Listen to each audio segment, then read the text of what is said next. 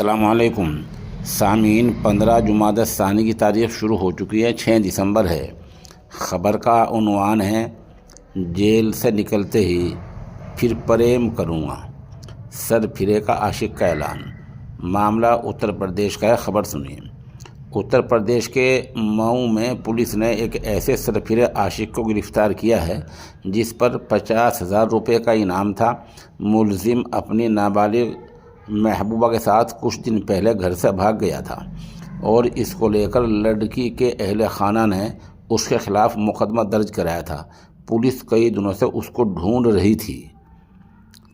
गिरफ्तार मुलजिम की पहचान गोविंद राज भर के तौर पर हुई है, जो थाना हलदरपुर इलाके के गांव कीरत सराय का रहने वाला है। पुलिस ने उसे एक तमंचे के साथ गिरफ्तार किया है। गोविंद के ख़िलाफ़ पहले से भी हलदरपुर थाने में 2 मुकदमे दर्ज हैं। आजमगढ़ रेंज के पुलिस के आला अफसर ने उस पर 50,000 रुपये के इनाम का ऐलान किया था।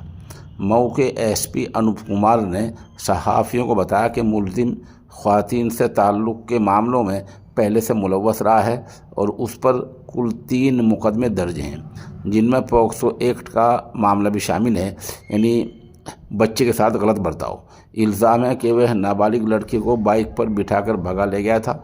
पुलिस ने काफ़ी मेहनत के बाद उसे गिरफ़्तार किया है और अब उसे जेल भेज दिया है।